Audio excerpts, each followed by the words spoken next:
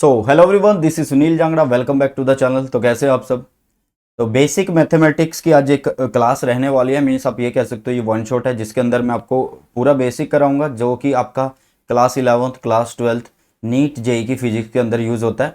और देखिए, हमारा फिजिक्स के अंदर जितना यूज़ हो रहा होगा उतना बेसिक मैथमेटिक्स में आपको सारा करवा दूंगा। एंड ये सिंगल वीडियो मैं बोल सकता हूँ कि आप लोगों के लिए सफिशिएंट है। एंड इसके अंदर मैं आपको ट्रिग्नोमेट्री, डिफरेंशिएशन एंड इंटीग्रेशन सभी चीज़ें करवाने वाला हूँ। एंड इस लेक्चर की जो पीडीएफ है वो आपको मिल जाएगी। एंड उसके लिए आपको Telegram channel Sunil Jangra sir के नाम से जो है उसको ज्वाइन कर लेना। वहाँ पर मैं इसकी पीडीएफ सेंड कर दूंगा। एंड बहुत सारी और भी पीडीएफ वहीं पर आपको मिलेंगी। एंड जो भी वीडियो का नोटिफिकेशन होता है हमारी तरफ से, अगर वो आपको ना मिले तो आप टेलीग्राम चैनल को जरूर ज्वाइन करिए, वहाँ पर सबसे पहले मिलेगा। तो चलिए इस वीडियो को आगे की तरफ बढ़ाते हैं। एंड बहुत बढ़िया ये वीडियो आप लोगों के लिए रहेगी। एंड बस यही बोलूँगा कि चैनल को सब्सक्राइब नहीं किया, सब्सक्राइब कर लेना, साथ में बेल आइकन को प्रेस कर लेना और अपने फ्रेंड्स के साथ शेयर कर देना अगर वीडियो अच्छी लगे। एंड इस चैनल से हर एक चीज़ आपको फ्री में प्रोवाइड की जा रही है, चाहे वो नोट्स हो चाहे वो वीडियो लेक्चर्स हो। तो चलिए शुरू करते हैं आज के सेशन को, आगे की तरफ बढ़ाते हैं, ज़्यादा टाइम आपका वेस्ट नहीं करते हैं।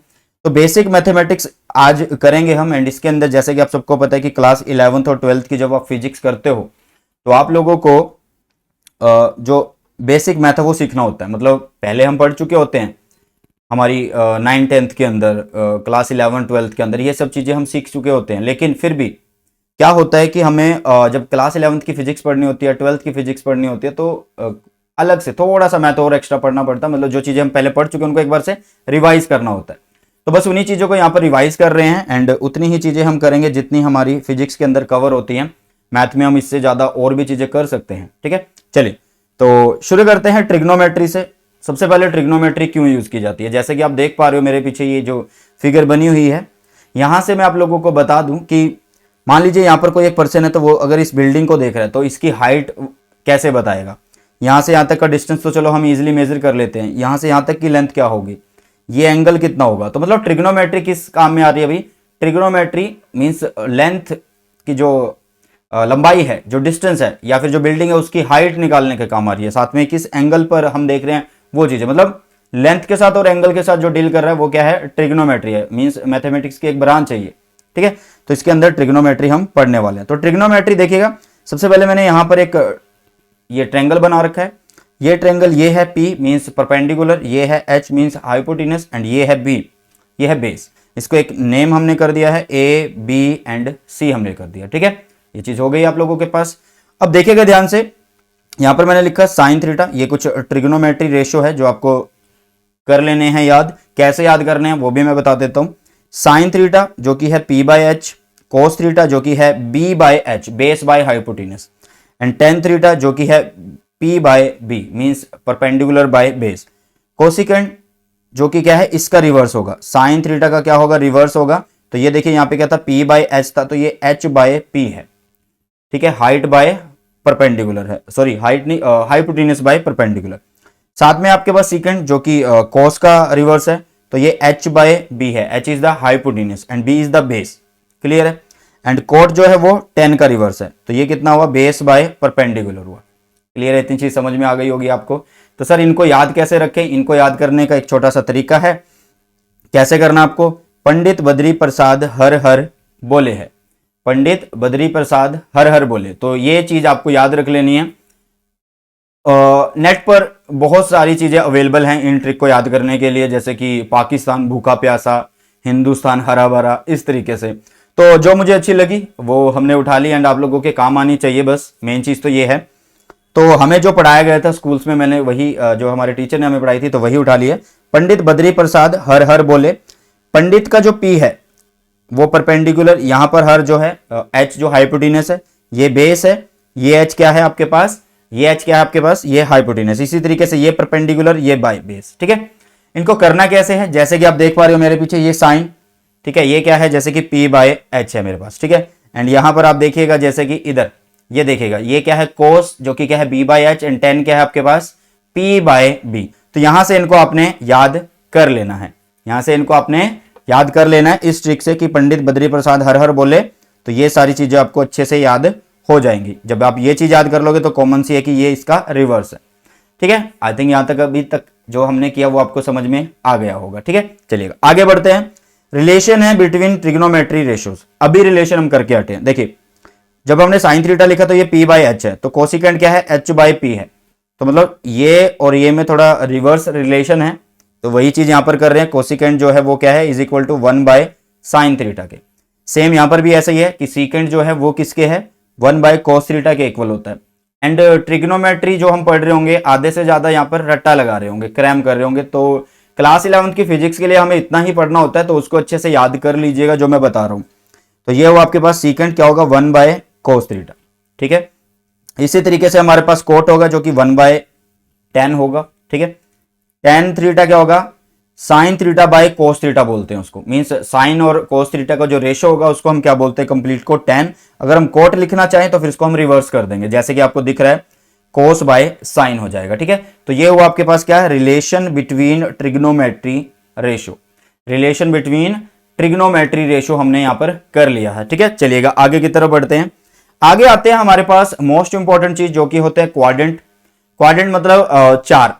ठीक है, कि चार पार्ट में हमारे जो है एंगल डिवाइड हो रहे होंगे, जैसे कि 0 degree, 90 degree, 180 degree and 270 and 36। मतलब चार पार्ट, हर एक पार्ट 90-90 का पार्ट होगा, 90-90 का पार्ट होगा हर एक पार्ट। ठीक है, तो यहां पर क्या चीज होगी भाई, देखिए मैंने यहां पर एक लाइन लगाई है, जो लाइन क्या लिखी है मैंने, चेंजिंग लाइन लिखी है। क्या लिखी है, चेंजिंग लाइन लिखी है। चेंजिंग लाइन क्या है कि जब हम एंगल 90 का जो भी ऑड मल्टीपल होगा, मींस 90 का जो भी ऑड मल्टीपल होगा, वहां से हमेशा आपके एंगल जो है चेंज हो रहे होंगे। मतलब जो कोस है वो साइन हो जाएगा, साइन कोस हो जाएगा, इस तरीके से पढ़ेंगे।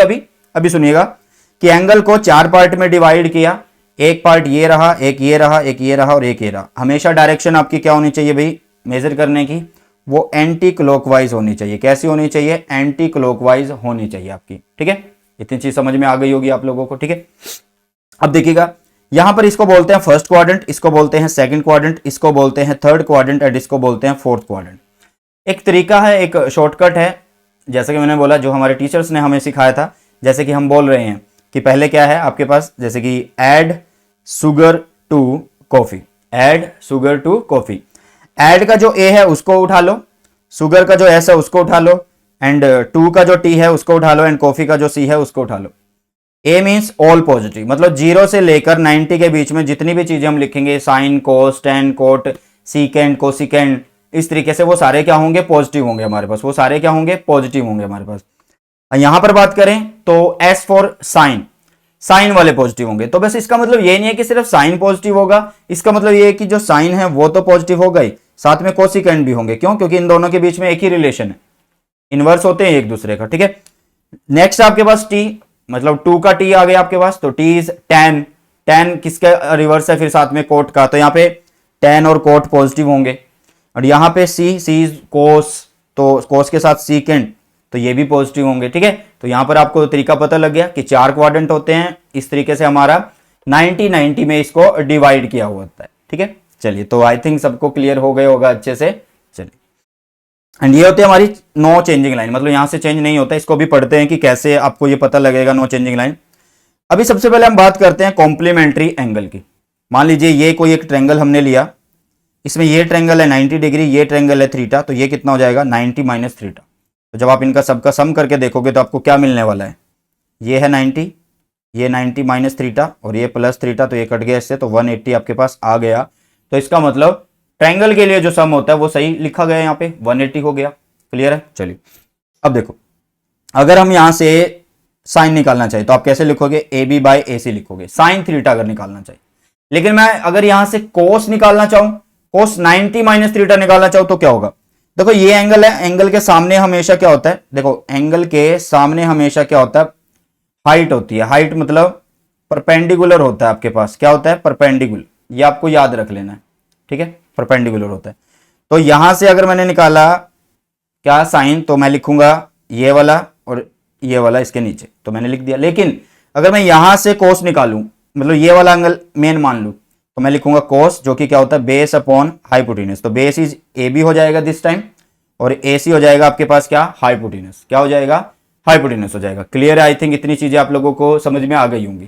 ठीक है, चलिए अब एक चीज देखो कि ए बी और ए सी, और यहां पे भी ए बी और ए सी, तो इसका मतलब कि जो साइन थीटा वो किस में चेंज हो रहा है, वो cos 90 माइनस थीटा में चेंज हो रहा है। या फिर आप ये बोल सकते हो कि जो cos 90 माइनस थीटा वो किस में चेंज हो रहा है, वो साइन थीटा में चेंज हो रहा है। मतलब अगर कोई तुमसे लिखे कि cos 90 माइनस थीटा क्या बनेगा, तो तुमने फट से बोल देना कि वो साइन थीटा बन जाएगा। देखो जैसा कि यहां पे लिखा हुआ है। और इसी तरीके से अगर साइन 90 माइनस थीटा की बात करें तो वो क्या बनेगा, वो cos बनेगा हमारे पास। वो क्या बनेगा, cos बनेगा। अब सुनो ध्यान से, चेंज हो गया, इसकी वैल्यू क्या है, पॉजिटिव है, इसकी वैल्यू क्या है, पॉजिटिव। क्यों, क्योंकि ये जो इसका थीटा है वो 90 से कम है, एंड 90 से कम सारे क्या होते हैं, पॉजिटिव। तो देखिए यहां पे साइन 90 माइनस थीटा, तो ये क्या है, सारे पॉजिटिव, ऑल पॉजिटिव। साइन हो, कोसाइन हो, सिकेंड हो, कोसिकेंड हो, टैन हो, कोट हो, इस तरीके से। समझे, समझे भाई, फील आई? जल्दी से बताइएगा, फटाफट से बताइएगा, फील आई तो कमेंट सेक्शन में कमेंट भी कर दिया करो, साथ में अपने फ्रेंड्स के साथ शेयर भी कर दिया करो। चलिएगा आगे की तरफ बढ़ते हैं। यहां से अब एक बात समझ में आई कि 90 270 मतलब 90 के जो भी ऑड मल्टीपल होंगे, odd multiple of 90 will be change. मतलब 90 के जितने भी ऑड मल्टीपल होंगे वो सारे क्या होंगे, चेंज हो जाएंगे। ठीक है, मतलब अगर 90 लिखा होता तो चेंज कर रहे हैं, 270 लिखा होता तो भी हम चेंज कर देते। ठीक है, अगर 0 180 360 multiple of 180 will be change, change नहीं आएगा, यहां पे नॉट चेंज आएगा। ठीक है, यहां पे नॉट चेंज आएगा भाई। एक मिनट रुकिएगा,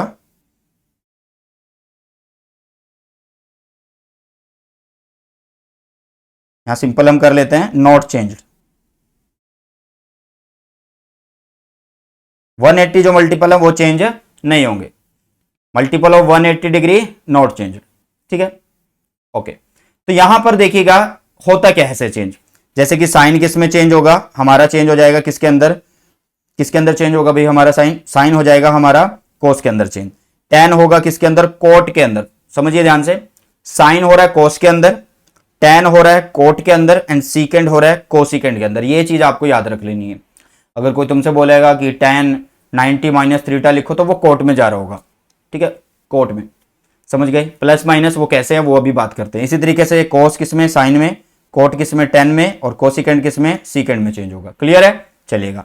तो यहां तक हमने इन चीजों को पढ़ लिया। अब आगे एक थोड़ा सा और अच्छे तरीके से इस चीज को पढ़ते हैं, क्या ये कहना चाहता है हमारे पास, देखते हैं हम। ठीक है, चलिए। तो यहां पर देखिएगा, अगर आपके पास एंगल इस तरीके से लिखा हो, साइन माइनस थीटा अगर लिखा हो तो माइनस आगे आ जाता है। कोस के लिए अगर माइनस थीटा लिखा हो तो ये ऐसे हो जाता है। ठीक है, साइन माइनस थीटा है तो वो माइनस साइन थीटा हो जाता है।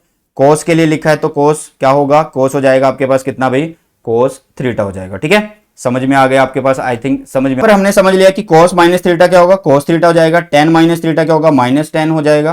Coat minus cot, second minus वाला सीकेंड ही रहेगा। देखो सीकेंड और कोस वाले दोनों पॉजिटिव ही रह रहे हैं। एंड कोसिकेंड माइनस थीटा क्या हो जाएगा, माइनस कोसिकेंड थीटा हो जाएगा। क्लियर है, इतनी चीज समझ में आ गई होगी आई थिंक। चलिए, तो इसी तरीके से अगर हम साइन 90 माइनस थीटा लिखते हैं तो साइन 90 माइनस थीटा, साइन किस में चेंज हो रहा है, कोस में। 90 से कम है तो 0 से 90 के बीच में ही लाई कर रहा है, तो ये पॉजिटिव आ गई वैल्यू। टेन थीटा अगर 90 माइनस थीटा की बात कर रहे हैं तो वहां पर सारे ही पॉजिटिव हैं, बट कन्वर्ट किस में होगा, कोट में। तो ये एप्लीकेबल फॉर ऑल है, मतलब ये नहीं है कि सिर्फ एक के लिए हम बात कर रहे हैं, तो सभी के लिए बात कर रहे हैं। इसी तरीके से अगर 90 प्लस हो, 90 प्लस में हो, फिर प्लस का मतलब अब 90 है, मतलब मैंने क्या कहा था कि 90 का जो भी ऑड मल्टीपल होगा, जैसे 90 के बाद अगर हम बात करें ऑड मल्टीपल की तो 270 आ गया इस तरीके से। ठीक है, मतलब 1 के बाद अगर 3 को मल्टीप्लाई कर रहे हैं 9 से तो 270 हो गया। तो मतलब 90 प्लस में हो रहा है, मतलब साइन कोस में तो जा रहा है, चेंज तो होगा इतनी गारंटी है, लेकिन 90 प्लस में है। अब 90 प्लस में है भाई। तो यहां पर देखिएगा, यहां पर देखिएगा क्वाड्रेंट क्या कहता है, ऑल पॉजिटिव, यहां पे साइन वाले पॉजिटिव, यहां पे क्या है, साइन वाले पॉजिटिव है। तो इसलिए यहां पर क्या हो गया आपके पास, 90 प्लस थीटा क्या हो गया, 90 प्लस थीटा हो गया हमारे पास क्या, कोस थीटा। क्लियर है, बताइएगा जल्दी से फटाफट से। चलिए, तो इसी तरीके से आप लोगों के पास आ जाता है साइन 90 प्लस थीटा। क्या आ जाता भाई, साइन 90 प्लस थीटा, वही चीज की 90 है तो चेंज होगा तो कोस हो गया, एंड ये सेकंड क्वाड्रेंट में लाई कर रहा है तो साइन के लिए फिर यहाँ पर क्या आ रहा है भाई, पॉजिटिव आ रहा है, क्योंकि वहां पर साइन जो होता है वो पॉजिटिव होता है ना। ठीक है, तो इसलिए यहाँ पर आ गया पॉजिटिव आप लोगों के पास। इसी तरीके से कोस 90 प्लस थीटा, मतलब दूसरे क्वाड्रेंट की तरफ जा रहे हैं। कोस 90 है तो मतलब चेंज तो हो रहा है, तो मतलब किस में चला गया भाई, साइन में चला गया। किस में चला गया, साइन में चला गया। बट कोस इन सेकंड, जो कोस होता है वो सेकंड में क्या होता है, नेगेटिव होता है, क्योंकि यहाँ पर आप देखिएगा, यहाँ पर ये क्या है, सिर्फ साइन और कोसिकेंड वाले जो हैं वो पॉजिटिव होंगे, बाकी जो आपका कोसाइन है वो तो क्या, कोस जो है वो क्या हो जाएगा, कोस आपका हो जाएगा क्या, नेगेटिव, इसलिए यहाँ पर आ गया नेगेटिव।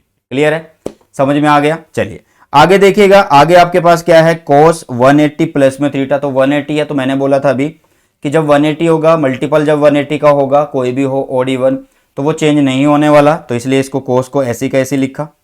बट 180 प्लस मतलब थर्ड क्वाड्रेंट में हम जा रहे हैं, तो वहां पर सिर्फ आपके पास क्या होता है, कोट और टेन वाले पॉजिटिव होते हैं, तो कोस तो ऑलरेडी क्या हो गया वहां पे, नेगेटिव, तो इसलिए यहाँ पे आ जाएगा नेगेटिव। क्लियर है, तो ये हो गए आपके पास फॉर्मूले। इस तरीके से आगे की तरफ बढ़ते हैं। आगे ट्रिग्नोमेट्री टेबल आप लोगों को दी हुई है, तो इस तरीके की ये टेबल है। यहाँ पर थीटा मतलब एंगल लिखे हुए हैं, जो कि degree, 0 degree, 30 degree, 45 degree, 60 degree, 90 degree होते हैं। एंड इनकी जो यूनिट होती है, और भी एंगल की जो यूनिट आप बोल सकते हो वो रेडियन भी बोलते हो। ये ट्रिग्नोमेट्री टेबल है। क्या है ये ट्रिग्नोमेट्री टेबल है, इसकी बात करते हैं। तो यहाँ पर देखिएगा कई चीज़ें नॉट डिफाइन लिखी हैं, तो वो नॉट डिफाइन लिखनी है, क्योंकि कई बार हम क्या बोलते हैं इसको, कई बार हम इसको बोलते हैं कि ये आपके पास इन्फिनिटी हो गया, बट नहीं, नॉन डिफाइन आपको बोलना है। तो देखिएगा, ये आप देख लीजिएगा एक बार, ठीक है। तो यहाँ पर इस वैल्यू को आप ऐसे स्क्रीनशॉट ले लीजिए, समझ गए। चलिए, तो यहाँ पर इसको रख देते हैं। चलिए, तो यहाँ पर अभी टेबल हो गई, बट अब भाई टेबल को याद कैसे रखें, ये हम कई चीज़ें तो हम देखो याद करते हैं कि साइन 0 की वैल्यू क्या 0 होगी, साइन 90 की वैल्यू क्या होगी, 1 होगी, कोस 0 की वैल्यू क्या होगी, 1 होगी। इसको याद करने का एक बढ़िया तरीका बताता हूँ। ये देखिएगा, ये आपका हाथ है, ये यहां से शुरू करिएगा, ये है 0, 30, ये है 45, 60, ये है 90 डिग्री, ठीक है। तो देखो मैं क्या कर रहा हूं, अगर मुझे चाहिए साइन 30 की वैल्यू, अगर मुझे चाहिए साइन 30 की वैल्यू, तो मैं क्या करूंगा, देखो साइन 30 कहां पर आपका, ये रहा साइन 30। साइन के लिए हमेशा सीधा चलना है, साइन इज फॉर सीधा, सीधा मतलब क्लॉकवाइज। कैसे चलना है, क्लॉकवाइज आपको चलना है। तो इधर चलेंगे हम, 30 के इधर चलेंगे ना क्लॉकवाइज, तो ऐसे, तो 30 के इधर चले, तो कितना है भाई, 1 है, तो मैंने 1 लिखा, नीचे उसको डिवाइड किया 4 से एंड उसका अंडर रूट कर दिया, ठीक है। तो उसकी वैल्यू आ जाएगी 1/2।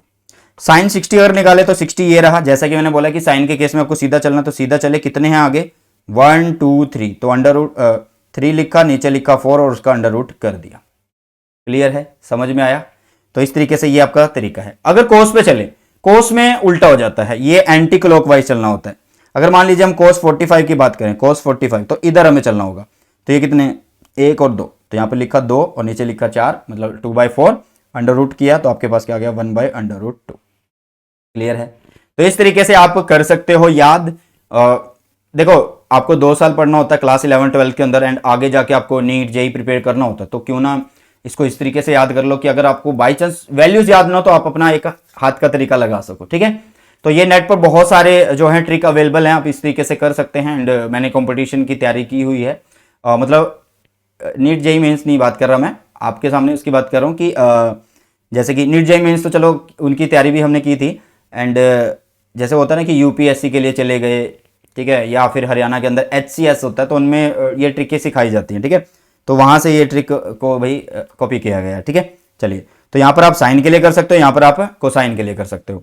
चलिए आगे की तरफ बढ़ते हैं। मिनिमम ट्रिपलेट की अगर हम बात करें, इन सारे एंगल से अलग, यहाँ पर 0 degree, 30 degree, 45 degree, 60 degree, 90 degree से अलग हमारे पास क्या होता है, कि आपको 37 और 53 की वैल्यू निकालनी आ जाती है, सबसे ज्यादा यूज होती है। जैसे कि cos 37 बोल दे या sin 37 बोल दे, तो इसको लिखने का तरीका क्या होता है, एक ट्रायंगल हम बनाएंगे, तो इसमें जो मिनिमम ट्रिपलेट होते हैं, मिनिमम ट्रिपलेट मतलब जो पूरी कंडीशन फुलफिल कर रहे होंगे कि इसके और इसके अकॉर्डिंग हमारे पास ये वैल्यू बनेगी, ठीक है, ठीक है। तो यहाँ पर आ गए आपके पास क्या, 3, ये होता है 4, ये होता है 5, यहाँ पर होता है भाई 90 डिग्री, एंड यहाँ पर देखिए ये है 3, इसके सामने वाली जो ब्रांच है वहां पर जो एंगल बनेगा वो छोटा एंगल होगा, तो वो छोटा एंगल इज 37 डिग्री। आप ऐसे याद कर लीजिए, या फिर आप ऐसे कर सकते हो कि 3 और 5 के बीच में हमेशा 53 का एंगल होता है, 3 और 5 के बीच में क्या होता है, हमेशा 53 का एंगल होता है आपके पास, ठीक है।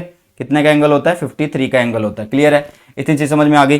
तो बस यहां से आपने इसको क्या कर देना है, ये 53 कर देना है और ये 37। जैसे कि मैंने बोला है, मान लीजिए आपको चाहिए 37 की वैल्यू, cos 37 की, तो एंगल के सामने हमेशा क्या होती है, परपेंडिकुलर, तो ये बेस, ये हाइपोटेन्यूज। तो cos क्या होता है, बेस अपॉन हाइपोटेन्यूज, तो बेस है 4, तो 4 आ गई और हाइपोटेन्यूज हो गई 5। अगर इसी तरीके से हम साइन 37 निकालना चाहें तो साइन 37 दिस और दिस, तो ये हो गया 3/4। सेम केस है आपका किसके पास 53 के लिए, तो 53 के लिए अब मेन एंगल ये हो गया, तो इस एंगल के सामने अब ये परपेंडिकुलर हो गया। जरूरी नहीं होता कि हर बार एक ही चीज परपेंडिकुलर होगी, जो चीज बोली जाएगी जिस एंगल के अकॉर्डिंग हम बात कर रहे होंगे वो एंगल हम यहां पर यूज कर रहे होंगे, ठीक है। तो इसी तरीके से यहां पे क्या हुआ cos 53 क्या हुआ मतलब इस एंगल के सामने यहां पे क्या है परपेंडिकुलर, ये बेस या हाइपोटेन्यूस, तो बेस और साथ में क्या आ गया हाइपोटेन्यूस, जो कि कितना हुआ 5 हो गया आपके पास। कितना हो गया भाई आपके पास 5 हो गया। क्लियर है, इतनी चीज समझ में आ गई होगी आई थिंक, चलेगा बहुत बढ़िया। अब इसी तरीके से आपके पास tan 37 डिग्री होता है, ठीक है। अब tan क्या होता है, मैंने बताया था ना, पंडित बद्री प्रसाद हर हर बोले, तो perpendicular by base, perpendicular by base किसको बात कर रहे हैं 37 की, तो परपेंडिकुलर ये बेस ही, तो 3/4 3/4 इसी तरीके से, ठीक है। एंड उसके रिवर्स हो जाएगा कोट जो कि 53 वो 3/4 होगा, आप करके देख सकते हैं, ठीक है। तो इस तरीके से आप मिनिमम ट्रिपलेट का यूज करके cos 37 53 sin 37 53 इनकी वैल्यू यूज कर सकते हैं। क्यों, क्योंकि इनसे अलग आपके पास 73 एंड 53 की वैल्यू को बहुत बार पूछा जाता है। तो ये हुआ ट्रिग्नोमेट्री टेबल। एंड अब कुछ फॉर्मूलेज हैं जिनको आपने सीधा रट्टाफिकेशन करना है, ठीक है, रट्टा लगाना है और कुछ नहीं है। इनके बारे में मैं कुछ नहीं कर सकता अलग से, सिर्फ आपको ये फॉर्मूलेज हैं, इनको एकदम से याद कर लेना है, ठीक है। जैसे कि अब मैं बताऊं sine square theta plus cos square theta 1 होता है। इसी तरीके से हमने पढ़ा हुआ था secant square theta minus ten square theta 1 होता है, बट इसको हमने इधर लिख दिया, सिर्फ ये घुमा के लिखा हुआ, ठीक है, जैसे कि आपको ये दिख रहा है। यहां पर मैं कुछ और बताऊं आपको तो वो ये होगा कि साइन ए ऊपर वाला सिंबल है प्लस बी, मतलब एक बार अगर हम साइन ए प्लस बी की बात करें तो उसको लिखेंगे साइन ए कोस बी प्लस कोस ए साइन बी। लेकिन जब हम माइनस की बात कर रहे होंगे तो हम कैसे लिखेंगे साइन ए कोस बी, तो यहां पे आ जाएगा माइनस कोस ए साइन बी। इस तरीके से आपको ये पढ़ने हैं, ठीक है। तो आई थिंक यहां तक ट्रिग्नोमेट्री हमें अच्छे से समझ में आ गई होगी। आगे की तरफ बढ़ते हैं, आगे भी ये फॉर्मूलेज आपको अच्छे से रट लेने हैं। साइन सी प्लस डी क्या होता है, साइन सी माइनस साइन डी क्या होता है, कोस सी प्लस कोस डी क्या होता है, कोस सी माइनस कोस डी क्या होता है। तो ये रट्टाफिकेशन अभी इसमें कोई टीचर कुछ नहीं कर सकता, आपको याद करने होंगे, ये प्रैक्टिस से हो जाएंगे, तो एक बार इसकी प्रैक्टिस अच्छे से करिएगा। तो इसी तरीके से tan 2 थीटा उसको इस तरीके से लिखते हैं, tan a प्लस बी को इस तरीके से, माइनस आएगा तो यहाँ पे माइनस आ जाता है, यहाँ पे प्लस आ जाता है, ठीक है। चलिए, तो यहां तक हुआ हमारा ट्रिग्नोमेट्री। एंड इससे आगे अभी हम करेंगे क्या, इससे आगे हम करेंगे अब डिफरेंशिएशन। तो चलिए डिफरेंशिएशन को भी खत्म कर लेते हैं एक अच्छे वे में, चलेगा। तो डिफरेंशिएशन की जरूरत क्यों पड़ी, डिफरेंशिएशन होता क्या है। डिफरेंशिएशन को अगर बोलें कैलकुलस के अंदर तो ये क्या है, एक प्रोसेस है किसका, फाइंडिंग द डेरिवेटिव।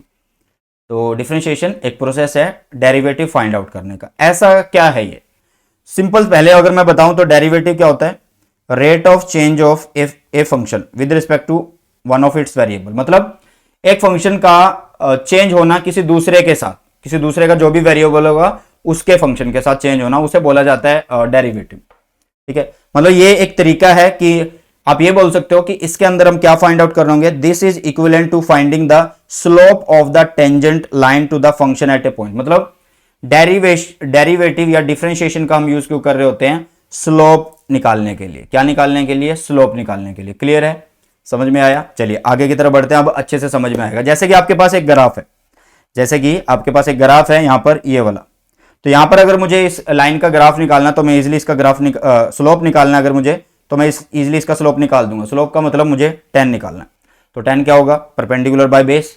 मान लीजिए ये पॉइंट और ये पॉइंट मैं कंसीडर करता हूं, तो यहां पर क्या होगा x1, यहां पर क्या होगा x2, यहां पर क्या होगा y1 और यहां पर क्या होगा y2 होगा।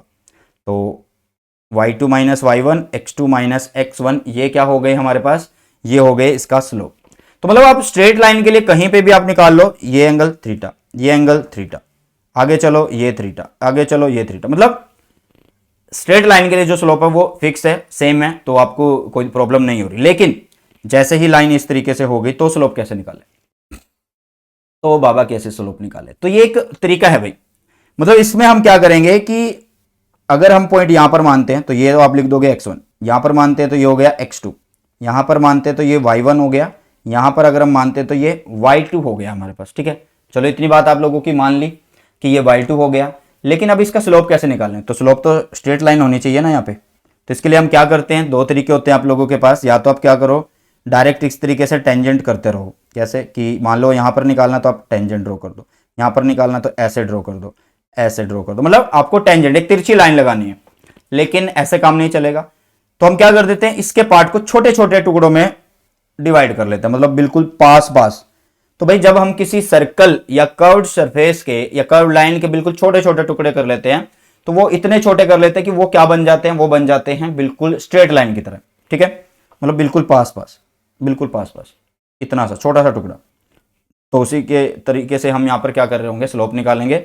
एंड यहाँ पर जो स्लोप है वो कैसा है भाई, वेरिएबल है। ठीक है, चलिए तो यहाँ पर हमने क्या किया, इसका स्लोप अगर निकालने के लिए सोचा तो हमने इसको y2 माइनस y1 किया और x2 माइनस x1 कर दिया। क्या कर दिया, y2 minus y1 x2 minus x1 कर दिया। तो ये क्या हुआ आपके पास, मैंने क्या बोला कि ये वैल्यू बहुत स्मॉल है, वेरी स्मॉल है, मतलब इतनी स्मॉल है कि ये पॉइंट में जा रही है, 0 पॉइंट में जा रही है, मतलब बिल्कुल 0 नहीं हो रही बट पॉइंट में जा रही है, इस तरीके से ये।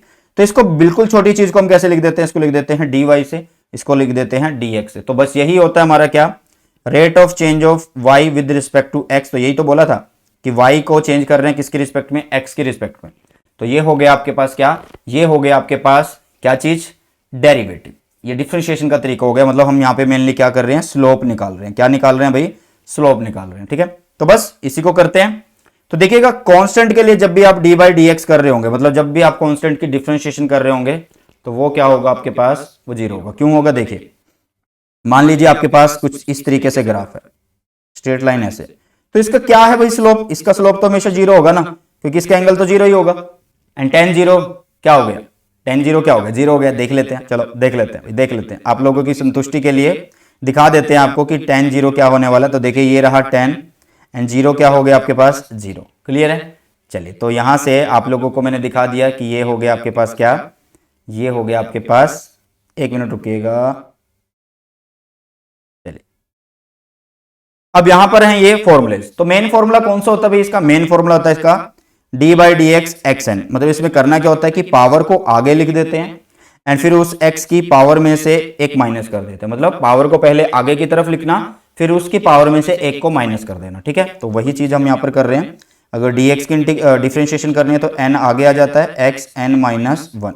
एंड ये मेन फॉर्मूला है, क्या है हमारा, ये मेन फॉर्मूला है। ठीक है, चलिए अब इसी तरीके से अगर आपको log e x, मतलब जो आपका नेचुरल लॉग आप बोल सकते हो, उसकी अगर हमें करनी होती है डिफरेंशिएशन, तो आप इसको क्या बोलोगे, या आप इसको ln बोल सकते हो, log e x या फिर ln x बोलो।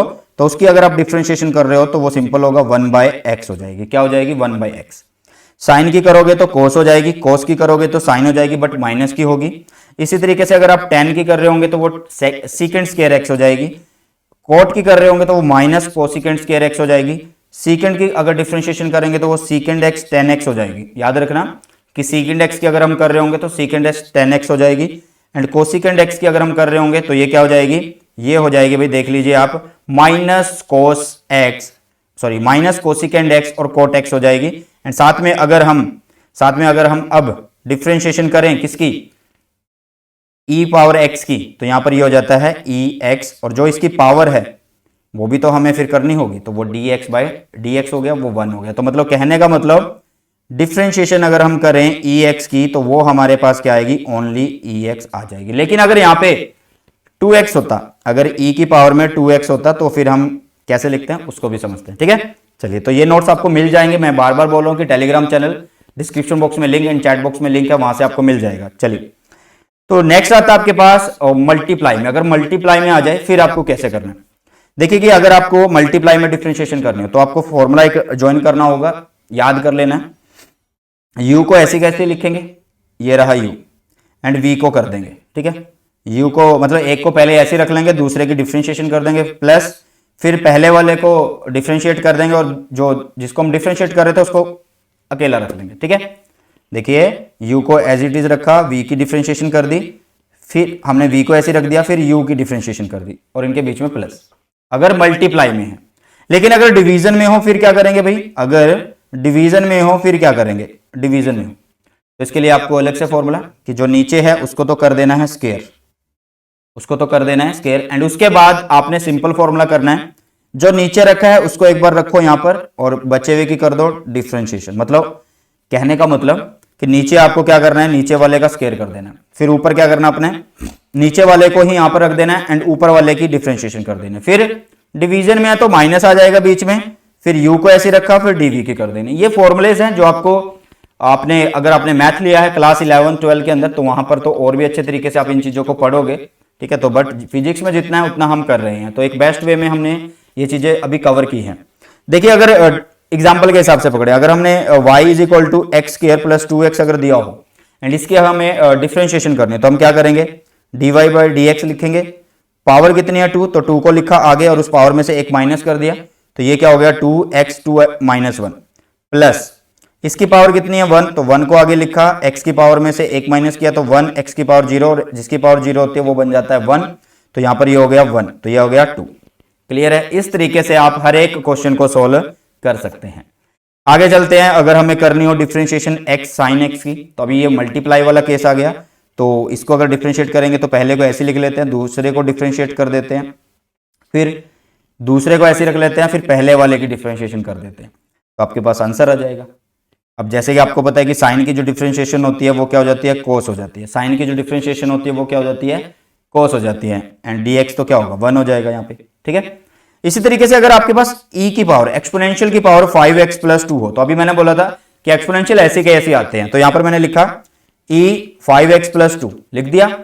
अब इसकी भी डिफरेंशिएशन करो क्योंकि हमें तो d बाई डी एक्स चाहिए ना। अब ये तो प्लस 2 में है तो इसको भी और तोड़ते हैं, तो और तोड़ने के लिए हमने इसको भी डिफरेंशिएट किया, तो इसको अलग अलग से वही 5 अलग से लिखा, dx बाई डी एक्स किया, कांस्टेंट हो गया, कांस्टेंट की होती है 0, तो इसलिए यहां पे क्या बचा सिर्फ 5। क्लियर है, तो ये आंसर आ गया 5 e 5x प्लस 2, ये हमारा आंसर हुआ। आगे की तरफ बढ़ते हैं। एप्लीकेशन ऑफ डेरिवेटिव, अगर आपके पास आ जाए कि आपको पूछने लग जाए कि भाई y की वैल्यू कब 0 होती है, कब, मतलब एक बात मैं आपको बताना चाहूंगा कि जब भी हम dy बाई डी एक्स को 0 करते हैं, जब भी हम dy बाई डी एक्स को 0 करते हैं, देखिए तो उस टाइम y की वैल्यू जो होती है वो मैक्सिमम भी हो सकती है और मिनिमम भी हो सकती है, ठीक है। क्योंकि देखो अगर हमने इस तरीके का ग्राफ लिया और इसका अगर हम स्लोप निकालना चाहें तो इसके लिए स्लोप क्या होगा भाई, स्लोप मतलब dy बाई डी एक्स क्या होगा 0, तो यहां पर एक मैक्सिमम वैल्यू हमें मिल रही होगी। इसी तरीके से अगर इस तरह का ग्राफ ले हम तो यहां पर क्या होगा भाई, dy बाई डी एक्स को अगर देखें तो वो 0 बन रहा है, क्यों, क्योंकि इसके लिए स्लोप जो होगा ये, एंड स्लोप थीटा यहाँ पे 0 है तो भाई tan 0 0 हो गया, तो यहां पर y की वैल्यू आ गई मिनिमम। तो मतलब कहने का मतलब कि भाई dy बाई डी एक्स 0 अगर होता है तो y की दो वैल्यू आ सकती हैं, या तो मैक्सिमम या मिनिमम आ सकती हैं, ठीक है। बट वो मैक्सिमम मिनिमम किस वैल्यू पर होती है, मतलब x की किस वैल्यू पर होती है, क्वेश्चन मार्क है भाई आपके पास, ठीक है। तो यहां से इस चीज को अब कवर करेंगे हम। तो देखिए आपके पास क्वेश्चन आया मैक्सिमम एंड मिनिमम वैल्यू आपको निकालनी होती है, तो इसके लिए एक प्रोसेस आपको करना है। पहले तो आपको इसको डिफरेंशिएट कर देना है, जैसे कि यहां पर क्या होगा, पावर आगे आ जाएगी, तो 50 इंटू 2 हुआ एंड x 2 की पावर में से -1, तो यहाँ पे ओनली x आ गया, मतलब इस तरीके से 25 इंटू 2x प्लस ये वाला 0 हो गया, माइनस यहाँ पे 10 बचा तो ये 10 आ जाएगा। क्लियर है, यहाँ से आई थिंक इंटीग्रेशन करनी आ गई होगी।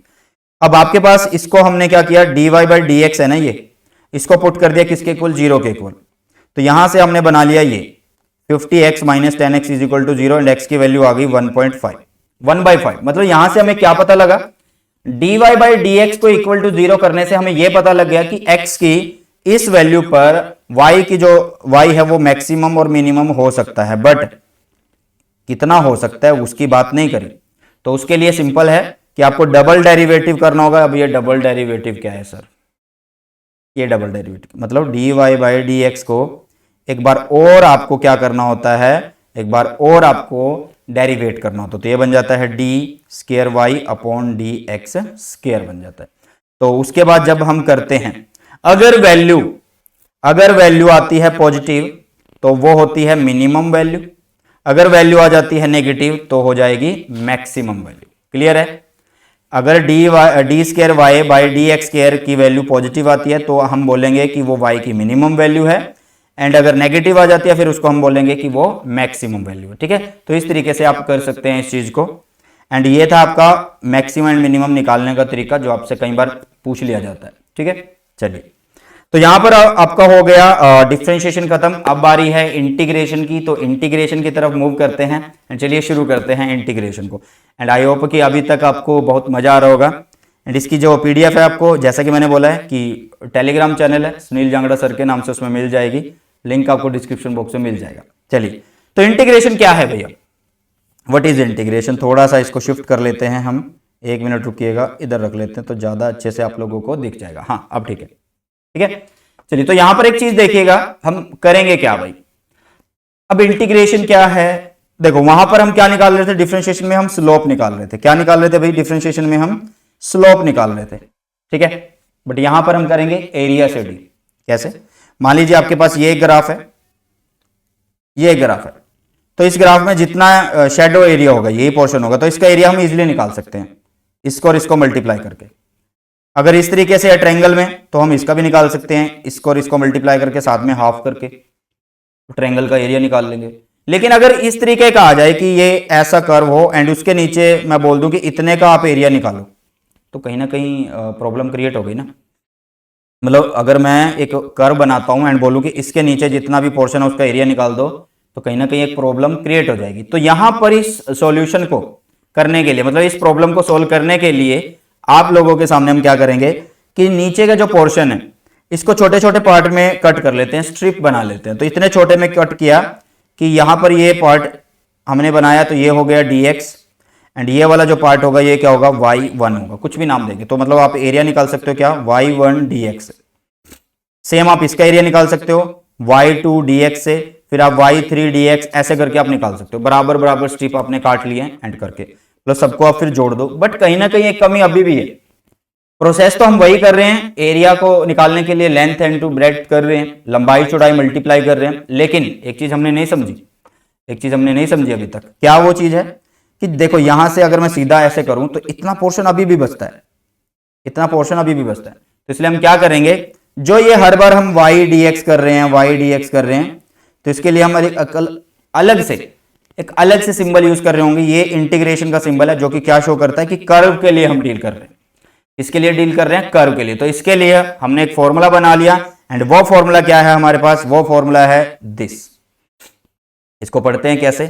डिफरेंशिएशन में क्या होता है, पावर आगे जाती है, फिर पावर में से एक माइनस हो जाता है। बट यहां पर ऐसा नहीं होता, यहां पे क्या होता है कि अगर आप इंटीग्रेशन कर रहे हो एक्स एन डी एक्स की, मान लीजिए आपके पास y है और इसकी वैल्यू है एक्स एन, तो आपको क्या करना है, y dx करना है। उसको इंटीग्रेट तो कर रहे हो आप, यही तो पढ़ा ना हमने कि y dx, उसको करना है इंटीग्रेट, मतलब जोड़ना है, क्योंकि इंटीग्रेशन का मतलब होता है समेशन करना। क्या करना, समेशन। एंड ये रिवर्स प्रोसेस होता है किसका, ये रिवर्स प्रोसेस होता है किसका, डिफरेंशिएशन का, ये आप बोल सकते हो, ठीक है।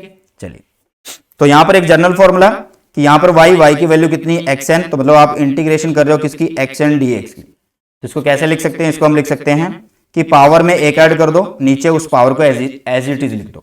देखिए xn+1 किया, पावर में नीचे भी एक ऐड कर दिया, तो आपका जनरल फॉर्मूला हो जाएगा। क्लियर है? इस तरीके से आप इस चीज को कर सकते हैं। आगे की तरफ बढ़ते हैं और एक एग्जांपल से समझते हैं कि इंटीग्रेशन अगर मुझे करनी है x² dx की, तो कैसे करूंगा मैं, x²+1 नीचे 2+1, तो ये क्या हो गया, x3, नीचे हो गया क्यूब। क्लियर है? आई थिंक समझ में आ गया होगा, ठीक है। तो ये हुआ आपके पास x3, नीचे हुआ क्यूब, एंड ये हो गया आंसर। मतलब पावर में एक ऐड करना है, नीचे फिर उसको भी लिखना है। समझ में आ गया? अब इसी तरीके से आपके पास बहुत सारे और फॉर्मूलेज होंगे जो आपने रट लेने अच्छे से। जैसे कि हमने log e की जब डिफरेंशिएशन की थी तो वो 1/x गया था, तो मैंने क्या बोला था अभी कि ये रिवर्स प्रोसेस है। तो देखो 1/x की जब हम डिफरेंशिएशन इंटीग्रेशन करेंगे तो ये बन जाएगा log e x बन जाएगा। अब सर एक चीज नहीं बता रहे आप, ये बार बार c क्यों लिख रहे हो, c क्यों लिख रहे हो। देखो यहां पर जो इंटीग्रेशन हम कर रहे हैं इसकी कोई लिमिट नहीं बता रहे हैं। मतलब जैसे कि हमने यहां पर एरिया निकाला था, तो अगर हम इसे पूरे का एरिया मुझे निकालना, तो मैं यहां से शुरू करूंगा कि यहां पर x कितना है, 0 है, और यहां तक x कितना जा रहा है, जितना भी जा रहा है 5, 10, 20, 50, जितना भी जा रहा है वो लिखूंगा। मतलब मैं लिमिट बता रहा हूं, बट यहां पर लिमिट नहीं लिख रहा हूं, क्योंकि इंटीग्रेशन होती है हमारे पास दो तरह से। इंटीग्रेशन होती है हमारे पास दो टाइप की, एक होती है डेफिनेट और एक होती है इनडेफिनेट, ठीक है। तो ये इनडेफिनेट की तरह, क्योंकि हम यहां पर लिमिट नहीं लगा रहे हैं। डेफिनेट में क्या होता है, आपको लिमिट बताई होती है कि यहां से यहां तक जाना है, तो इसलिए हम यहां पर क्या लगा रहे हैं, कांस्टेंट c लगा रहे हैं, जो कि इंटीग्रेशन कांस्टेंट है और कुछ भी नहीं है। जहां पर हम लिमिट लगाते हैं वहां पर हम इसको क्या कर देते हैं, सी को नहीं लगाते। ठीक है, समझ में आ गया होगा आई थिंक। चलिए, तो यहां पर 1/x की इंटीग्रेशन करेंगे तो log ex प्लस सी बनेगा, या फिर आप इसको ln x भी बोल सकते हो, जैसे कि हमने पहले पढ़ा है। इसी तरीके से आप साइन की करोगे तो माइनस कोस हो जाएगी, कोस की करोगे तो साइन हो जाएगी, ई एक्स की करोगे तो ई एक्स। वहां पे डिफरेंशिएशन कर रहे थे वो भी सेम था, यहां पे कर रहे हैं तो इस तरीके से। लेकिन एक चीज का खास ध्यान रखना है कि यहां पे इंटीग्रेशन ई एक्स करी तो आपने लिखा कि ये हो गया ई एक्स। अगर यहां पे ई एक्स में कुछ ऐड होता, जैसे कि यहां पर हो गया, तो हम क्या कर देते हैं, इसको अब डिवाइड करते, डिफरेंशिएशन से अब डिवाइड करते, क्योंकि हमें तो ई एक्स चाहिए होता है, हमें तो ई एक्स चाहिए ना। इसको एक क्वेश्चन से समझेंगे, अभी रुको। तो भाई ये सारे फॉर्मूलाज को एक बार पढ़ लो एंड इनको अच्छे से याद कर लो। एंड ये फॉर्मूला ध्यान से देखना कि a x plus b d x हो तो आपको क्या कर देना है, वेरिएबल को सीधा नीचे पुट करना है एंड बाद में इंटीग्रेशन कर देनी है जो ये है। एंड ये कौन है, ये एक्स है, ये वाला कौन है, ये एक्स है, ए एक्स प्लस बी है। ठीक है, ये फॉर्मूलाज है, इनको याद कर लो। अब इन पे बेस थोड़ी सी इंटीग्रेशन करते हैं, ज्यादा अच्छे तरीके से समझ में आ जाएगी। देखते हैं, चलिए एग्जाम्पल है, इसमें सब कुछ हो जाएगा आपका। जैसे कि अगर हम इंटीग्रेशन करें इसकी, तो हम क्या करेंगे, पहले इंडिविजुअल इंटीग्रेशन कर देंगे एंड डीएक्स को इनके सबके साथ लिख देंगे। तो यहां पर यही किया मैंने। ठीक है, अब इसके बाद इसकी पावर कितनी है, कांस्टेंट तो बाहर आ जाता है हमेशा इंटीग्रेशन में। इंटीग्रेशन में क्या होता है कि जो कांस्टेंट है वो आ जाता है बाहर, उसको बाहर कर देते हैं। तो 5 आ गया बाहर, इसकी इंटीग्रेशन करेंगे तो सिंपल है, ऊपर हो जाएगा क्यूब, नीचे हो जाएगा 3, तो ये हो गया क्यूब, ये 3। इसके बाद यहाँ पे पावर कितनी है x की, 1, तो उसमें 1 जोड़ रहे हैं तो 1 + 1 2 हो गया, नीचे 2 माइनस, यहाँ पे देखो, यहाँ पर देखो भाई, यहाँ पर इंटीग्रेशन dx करने का मतलब ये ऐसे लिखा हुआ है कि x की पावर यहाँ पे 0 है और dx ऐसे लिखा हुआ ना। इसका मतलब x की पावर अगर 0 है तो मतलब 0 + 1 अपॉन 0 + 1, तो ये क्या हो गया आपके पास x/1, यही हुआ ना।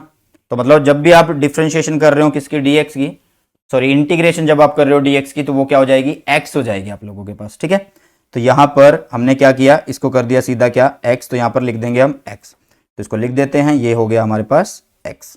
क्लियर है, समझे, मतलब x आ जाए, dp आ जाए, dt आ जाए तो वो सिंपल लिख देना आपने, d हटा देना है, dx है तो x, dt है तो t, dp है तो p, इस तरीके से। ठीक है, चलिए, तो ये हो गया आपके पास एक एग्जाम्पल जिसकी हेल्प से हमने समझ लिया कि किस तरीके से इंटीग्रेशन होती है विद रिस्पेक्ट टू एक्स।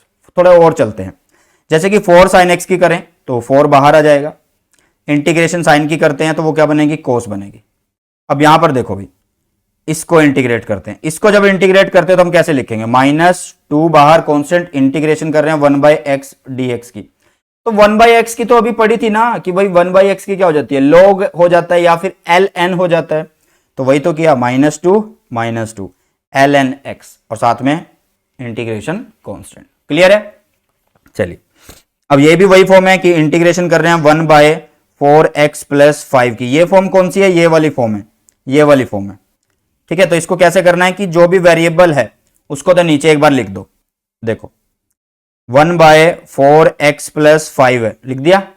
तो इसकी इंटीग्रेशन करनी है तो क्या करेंगे हम, देखो पहले तो ये फॉर्म है पूरी क्या 1/x की फॉर्म हो गई, तो इसको हमने लिख दिया ln 4x + 5, क्योंकि हम क्या करते हैं 1/x को इंटीग्रेट करते हैं तो वो बन जाता है आपके पास log ex या ln x बन जाता है। ठीक है, ln x बन जाता है आप लोगों के पास। तो बस वही चीज हमने किया, ज्यादा कुछ नहीं की।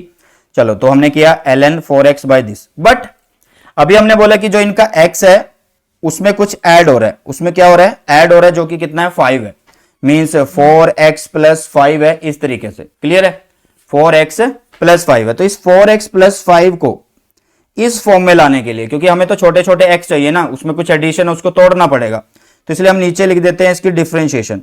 तो आपको अगर ये फॉर्मूला नहीं भी याद हो रहा है तो कोई बात नहीं, आप क्या करिए, सिंपल यहां पर देखो 1 पूरा x की तरह बिहेव कर रहा है तो ये ln में लिख दिया, log ex में लिख दिया, एंड जो बाकी बचा है ये वाला पोर्शन उसको डिफरेंशिएशन करके नीचे लिख दिया हमने। ठीक है, उसको लिख दिया नीचे की तरफ। ठीक है, तो इसको डिफरेंशिएशन करो, ये रह जाएगा 4 एंड बाकी हो जाएगा 0, क्योंकि कांस्टेंट की डिफरेंशिएशन 0 हो जाएगी एंड आपके पास आंसर आ गया ये। क्लियर है, इसी तरीके से आपके पास ये है। तो इंटीग्रेशन यहां पर क्या कर रहे होंगे भाई, वही पहले पावर को कर दो सॉल्व, तो पावर को करेंगे तो 3 + 1, नीचे 3 + 1, तो ये हो गया 4, नीचे हो गया 4। बट अभी मैंने बोला कि भाई जो ये चीज है, ये हमें तो x अकेला चाहिए ना, तो इसको तोड़ने के लिए हम क्या कर रहे हैं, इसको फिर से क्या कर रहे हैं, डिफरेंशिएट कर रहे हैं और उसको लिख रहे हैं नीचे। उसको क्या कर रहे हैं, डिफरेंशिएट करके नीचे लिख रहे हैं। तो यहाँ पे हो गया 6x प्लस 2 हमारे पास हो गया, ठीक है। तो इसको डिफरेंशिएट करो, तो ये डिफरेंशिएट करेंगे तो 6 बाहर आ गया, x की करेंगे तो साथ में dx बाई dx 1 हो गया, 2 कॉन्स्टेंट है तो वो 0, तो बचा गया सिर्फ 24। तो आपके पास आंसर आ गया ये। क्लियर है। तो इस तरीके से हम इन चीजों को कर सकते हैं। चलो आगे की तरफ बढ़ते हैं। चलिए तो आगे की तरफ बढ़ते हैं। आगे हमारे पास जैसे कि और एग्जांपल है, तो ये देखिए dt बाय अपॉन 60 माइनस 1 है। मतलब ये किस तरीके से 1 बाय एक्स की फॉर्म बन गई ना। देखिए ये अलग हो गया इतना पोर्शन, एंड ये dt अलग है। तो ये 1 बाय एक्स को इंटीग्रेट करते हैं तो हम कैसे लिखते हैं, लॉग में लिखते हैं। तो लॉग लिखा, मोड कर दिया, क्योंकि हम जो लॉग होते हैं हमेशा उसमें मोड की वैल्यू रखते हैं, नेगेटिव वैल्यू नहीं रखते, पॉजिटिव वैल्यू रखते हैं। तो यहाँ पर हमने क्या किया, इसको कर दिया यहाँ पे क्या, इसको कर दिया मोड में, तो ये 60 माइनस 1 हो गया।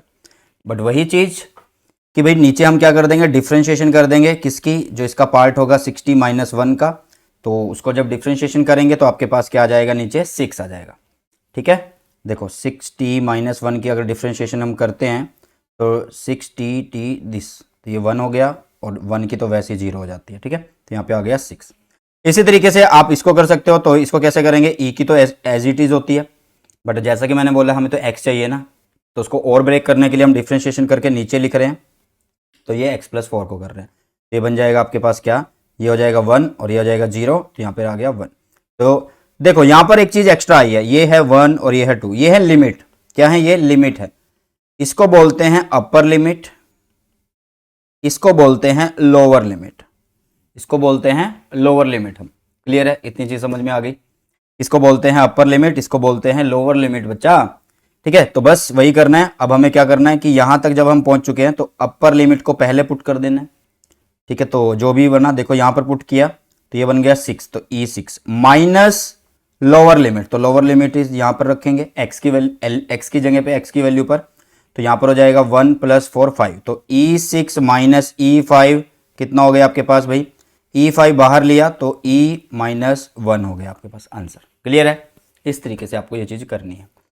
आगे की तरफ बढ़ते हैं। आगे है हमारे पास इंटीग्रेशन बाय पार्ट्स, जो कि बहुत जरूरी है। डिफरेंशिएशन में इतनी मुश्किल नहीं थी कि अगर आपके पास आ जाए मल्टीप्लाई करना और उसकी इंटीग्रेशन करनी तो आप सिंपल कर सकते थे, बट इसमें थोड़ा अलग होता है। कैसे कि अगर आपको मल्टीप्लाई वालों की इंटीग्रेशन करनी है, ठीक है, तो आप क्या करोगे, u को बाहर लिखोगे, लिख दिया, इंटीग्रेशन करोगे अब v की, कर दी। ठीक है, अब माइनस करोगे आप, फिर आप इंटीग्रेशन करोगे, पूरे को करोगे क्लोज, पूरे को करोगे क्लोज, एंड उसके अंदर हम क्या लिख रहे होंगे, जो चीज हमने पहले छोड़ दिया उसको डिफ्रेंशिएट कर रहे होंगे, जो चीज हमने पहले छोड़ दिया उसको कर रहे होंगे यहाँ पर डिफ्रेंशिएट, एंड बाकी को भी आगे फॉरवर्ड कर रहे हैं। ये एक फॉर्मूला है। मतलब यहाँ पे क्या कर रहे हैं, एक उसको पहले बाहर रख रहे हैं, फिर उसकी नेक्स्ट वाले की इंटीग्रेशन कर रहे हैं, फिर उसके बाद जो बाहर रखा था उसकी डिफ्रेंशिएशन कर रहे हैं, नेक्स्ट वाले को ऐसे ही फॉरवर्ड करके यहाँ पे भेज रहे हैं, पूरे की फिर इंटीग्रेशन कर रहे हैं। तो ये एक फॉर्मूला आपको याद कर लेना है। बट बात ये आती है कि किसको u माने, किसको v माने। तो आई लेट के नाम से ये एक फॉर्मूला है जो कि हम छोटे होते हुए भी पढ़ते आ रहे हैं स्कूलों से, एंड आप लोगों ने भी पढ़ा होगा। I is the inverse trigonometry, L is the logarithm मतलब log function, A is the algebra, T is the trigonometry function, and E is the exponential function.